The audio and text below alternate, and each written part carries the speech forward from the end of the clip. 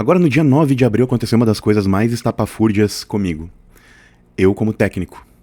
Um cliente em potencial, entrou em contato e foi assim o caminho, tá? Ele veio por indicação de uma pessoa que é do meu meio e que também é do meu ramo e que agora está trabalhando em CLT, né? E aí, essa pessoa me indicou e esse cliente veio até mim, obviamente, pela indicação. Então, o cara já sabia que eu era um técnico que atende, vamos dizer assim, minimamente os requisitos de um bom trabalho. Ok, até aí tudo bem, porque vocês vão pensar, claro, ele vai advogar em causa própria, né? Mas não, eu vejo, com o que vocês vão ver agora que eu vou falar, vocês vão ver que é estapafúrdio o que está acontecendo no mercado, né, na topografia. Mas vamos lá. Aí o cara começou a falar a respeito da área. Não, porque eu tenho que determinar lá 2 pontos de alinhamento, porque já entramos em conflito, eu e o vizinho, que é uma área que foi vendida pelo meu pai ainda vivo. Enfim, aí contou lá o seu caso.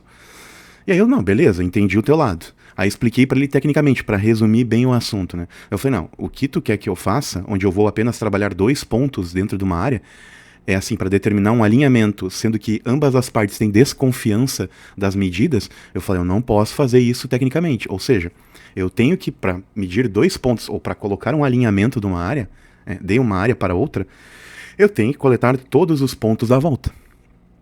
Aí que eu comentei com o cara, olha, se para isso vocês não concordam, tem algo estranho aí. Aí ele comentou a respeito de que, tempos antes, a pessoa a quem eles cederam a área processou o pai do cara. Né? Para vocês entenderem a situação, moral da história. É uma área num todo, vamos colocar aqui, ó. Pegar um papelzinho aqui com qualquer coisa escrita. É uma área de um todo maior, tem uma parte ali de um alinhamento, né? Um alinhamento estranho, enfim. E aí ficou lá um tanto de uma área para um lado, um tanto de uma área para outro. Perfeito. Só que o que ocorre, né? Passado um tempo, a parte que comprou uma fração da área processou o antigo titular da área total, por desconfiança das medidas. E aí foi um perito agrimensor lá, que na verdade é um engenheiro. Aí ele foi lá e mediu a área, e aí vocês vão vendo o que vai acontecer nessa história. Aí ele mediu a área e tal, deu, tá, mas tu tem por acaso o material que essa pessoa entregou aí, que essa pessoa fez o trabalho? Ah, tenho.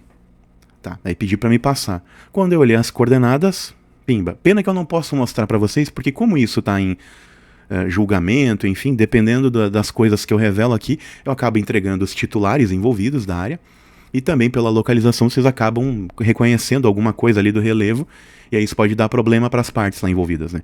Para mim, como técnico, eu não tenho envolvimento nenhum, só vou contar coisas estapafúrdias sem dizer os nomes, então tá tudo bem, sem dizer quem são os envolvidos. Mas para que vocês entendam, uma área que já foi levantada errada, tinham coordenadas com a casa decimal a .0000, né? E essas eram as coordenadas de vértices e coordenadas que determinavam a área. As áreas entre as partes ali citadas, todas com .000. Nenhuma tinha alguns centímetros quadrados ou também, enfim, determinando os milímetros quadrados. Não tinha nada depois da casa decimal. Aí eu falei pro cara, isso, em primeiro lugar, área com medida cravada em metros e não ter os centímetros quadrados, tem erro aí. Aí outra, coordenada com casa decimal zerada. E coordenada que determinava limite da propriedade, os limites os mais externos, não as divisões internas, né? Ou seja, a parte principal, que é o que dá forma à área, e não as partes de divisa interna, né? Essas até tinham alguns números depois da vírgula, né? Aí eu falei, cara, esse trabalho com certeza tá errado. Aí no final contestei pro cara, que equipamento que esse perito usou? Aí o cara falou, ele não instalou equipamento nenhum, ele veio com um negócio na mão, parecia um radiozinho. Aí eu entendi. Então quem é do ramo, obviamente, vocês vão ficar indignados, né? E quem não é do ramo, quem não entende nada e veio aqui como um curioso, sim, cara, a gente perde trabalho querendo fazer o certo, e às vezes não sendo muito audacioso, não sendo muito peitudo, a gente perde pra cara fazendo locação de obra com GNSS, que é uma coisa estapafúrdia. Aí vem gente dizendo assim, mas a gente tem 30 anos de empresa, meu pai era topógrafo e eu assumi, como eu já ouvi piadinha assim no Instagram, e eu posso afirmar pra vocês, alguém que tá medindo de GNSS fazendo locação de obra tá fazendo uma baita de uma merda. E aí? Ainda pra locação de obra, pra determinar eixos, ainda tem que ser estação total. E cada vez eles estão aprimorando mais ainda para as estações terem 2 segundos, 1 segundo, meio segundo de precisão. Isso é cada vez mais assim, fino o ajuste. Aí os caras vão lá de GNSS, que tem erros já de 4, 5, 12 milímetros. Tudo bem que para uma medida de lote, de área, de limite, vai dar certo. Mas para alocar eixo, que a precisão é milimétrica, não vai dar. E tem cara peitudo fazendo isso. Aí a gente, né, os bons técnicos, eles chamam a gente de, vocês são muito metódico. Não, cara. A gente segue a cartilha. Tem lá a norma, a lei que determina que a gente faça desse jeito. Não é a gente que está inventando e pirando. São esses malucos aí que vocês contratam, que são esses doentes mental, que fazem isso aí, que também colocam a classe para baixo. Porque daí o que acontece? Esse cara, para fazer a perícia, vocês acham que ele deve ter ganhado quanto para medir 16 hectares de área? Vamos lá, a perícia judicial, o máximo que eles oferecem é um salário mínimo, estourando 2. Tu tem que criar uma contestação lá para dizer que tem que elevar o valor, e tu nunca ganha o que realmente o mercado deveria praticar. Sempre ganha uma tabela abaixo. Aí esse cara me vai com um GPS de mão, um Garmin de mão, que é uma coisa assim, precisão, naquilo não existe. A coordenada que tu coleta aqui, se tu coletar ela daqui a 3 metros, 5, pode dar a mesma coordenada. Não é um negócio preciso. Aí o cara vai lá, coloca qualquer caroço de angu no material e diz que fez perícia. Ou seja, o critério para ser perito do TJ hoje, sinceramente, eu fiz isso no início de carreira, eu até resolvi tirar do banner aí um dia que eu fazia perícia, porque agora, depois desse episódio, eu vi que não tem critério técnico para selecionar uma pessoa para ser perito. Simplesmente porque eles pegam um cara e não tem dentro do TJ alguém que autue, que fiscalize ou que passe ao juiz que realmente esse trabalho aqui tem uma segurança jurídica. Motivo, o cara fez assim, assim, assim. Não tem um analista técnico do juiz para dizer se aquele material está correto ou não. Então eles aceitam qualquer coisa de um técnico bocó ou, para variar, de um engenheiro. E me perdoem os engenheiros, tá? Qualquer um de vocês. Vocês têm 40 horas de aula de topografia no curso de vocês. Eu tive 1.800 horas no meu curso, e fora o que eu tenho de prática. É óbvio que tem uma disparidade técnica entre as atribuições de vocês e a minha para assinar topografia. E eu tenho um amigo prudente, que é engenheiro civil, que fala, não, eu não me atrevo a assinar topografia. Não adianta, eu não entendo essa coisa de coordenada, longitude e latitude, os caras não entendem. E por quê? Não é a obrigação deles. Eles devem ter o conhecimento superficial para entender aquilo ali e conversar tecnicamente a respeito. Mas o que um engenheiro tem que saber de verdade? Cálculo estrutural, fundações, a mecânica dos solos, mecânica dos... Claro, eu tô falando desse jeito, mas me perdoem, eu não sou engenheiro para falar a respeito, né? Mas a mecânica dos ventos, vamos dizer assim, para uma estrutura de um telhado. Então, assim, isso que o engenheiro tem que se preocupar, não com a topografia. Aí tem cara aventureiro que, para simplesmente ganhar meia dúzia de pila e pagar o boleto da semana e tomar o seu trago, aí vai lá e assume. E aí vai lá e faz um abacaxi. E aí a gente... os técnicos de verdade, os que sabem o que estão fazendo, a gente perde para uns malucos assim. Aí, para piorar, o cliente queria que eu fosse fazer as coisas do jeito errado. Aí dizendo para mim, cara, mas não é tão preciso assim quanto tu acha que é. Cara, como que não é preciso? Como que não é preciso se vocês, tu e o teu confrontante aí de área, vocês já brigaram judicialmente por causa de área? Aí vou eu lá considerar o trabalho de um cara que eu já vi que fez tudo errado, que fez lambança, até porque a área deu cravado 16 hectares, ou seja, 160 mil metros quadrados com .00. Tá. Aí eu, balizado num trabalho errado, fazer outro trabalho errado. Daí eu falei pra ele, bom, então é o seguinte, fale com os teus advogados, para que eles então assinem a responsabilidade desses pontos, e eu entrego as peças técnicas então, mas eu não assino nada. Claro, falei isso apenas com um ar de... dizer pro cara, ó, ou tu bota outra pessoa pra se responsabilizar, porque eu não vou me responsabilizar pra fazer o que tu quer. E cara, vou dormir tranquilo, porque assim, não pega um trabalho desses pra fazer. Outra, o cliente daí, ele é de um outro ramo, e ele falou, cara, eu arrumo soluções paliativas pros meus clientes. Aí eu falei pra ele, tá, mas ô fulano, tu lida com o patrimônio das pessoas? Ele, não, eu não vou nem dizer o que é, porque senão a gente entrega, né, quem são as pessoas, né.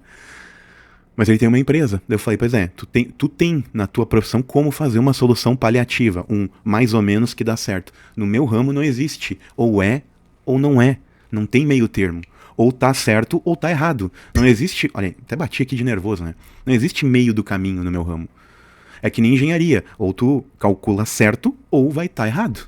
Aí nós temos que nem lá a ponte do Maranhão que caiu faz 1 ano e pouco atrás lá, que morreu gente. Que é penoso ver aquilo. As pessoas atravessando para ir trabalhar, para ir buscar sustento às suas famílias. Uma moça de 25 anos partiu. De um evento que de um cálculo errado. Aí assim, claro, tudo bem, guardadas as proporções. Engenharia. A engenharia salva ou finaliza com vidas, né? No meu caso, não. Eu não vou acabar com a vida de ninguém por um erro meu, mas eu posso trazer um dolo pesadíssimo ao patrimônio de 2 pessoas, ou às vezes mais, dependendo do tipo de limite que eu lanço. E aí, uma coisa é quando é um erro baixíssimo, dentro da tolerância, outra coisa é quando é um erro estapafúrdio, e o levantamento pericial não estava de acordo.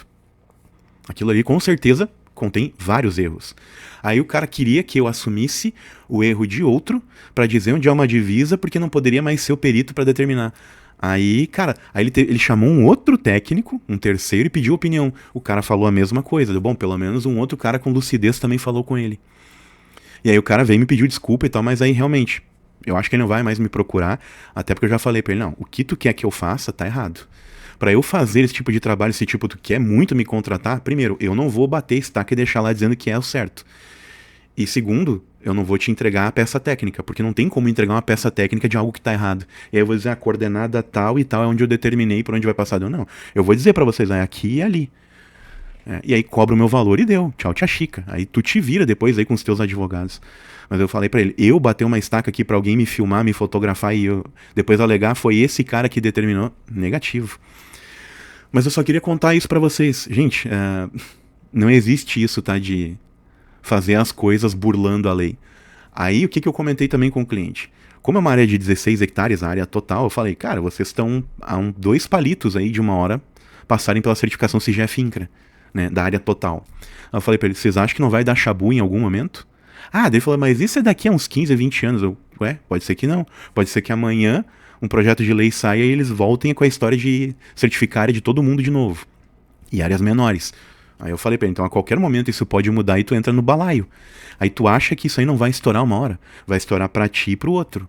E por quê? Tudo porque vocês resolveram pra não gastar, daí é aquela coisa sempre do brasileiro.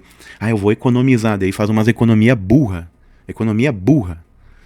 Já, eu vou pegar mais baratinho porque ele assina a mesma coisa que o fulano. Não, ele não assina a mesma coisa. Ele assina um conto de fadas que vai botar, ó. Mas é isso que o brasileiro gosta. Aí depois a gente reclama de lei, reclama de político, mas quando a gente tem a oportunidade de fazer as coisas certas pra dormir em paz, não. Quer contratar. Moral da história, sabe o que vai acontecer? Esse cliente vai achar um cara que vai fazer o serviço por 500 pila e que vai lá botar os pontinhos do jeito que ele quer errado. Esse é o Brasil. Aí o cara que faz a coisa certa, que cobra às vezes 5 vezes mais, 3, 5 vezes, às vezes 10 vezes mais, mas pra fazer o correto, e porque é o nome da gente que vai junto, a gente perde. Aí tava eu e o cara que me indicou ontem falando, não, cara, não dá pra querer mais. Acho que a Topo não é pra gente, não. A Topo, ela é pra gente muito peituda, muito corajosa. Eu acho que eu e ele, a gente é meio, sei lá, bundão, alguma coisa assim. Mas não, a gente só não é louco de fazer umas coisas insanas, mas é o que o mercado gosta. O mercado, ele promove, e isso eu falo a âmbito geral do Brasil. O Brasil, ele promove a não produtividade. E essas pessoas, elas ganham status. Elas vão aparecer, elas têm um programa famosíssimo lá, né? Chamam pessoas famosas também que não produzem nada real. Tudo bem, fazem arte. Arte é distração. Mas o que de concreto tem para a sociedade, para o povo no geral? Nada. Aí quem é produtivo de verdade, quem faz algo, quem gera uma receita, quem realmente faz coisas, ou commodity, ou o PIB, né? Promove o PIB de um país, esses são desconsiderados. Mas é isso que o povo brasileiro gosta. Então, triste. O pessoal parece que gosta de rolar na merda, né?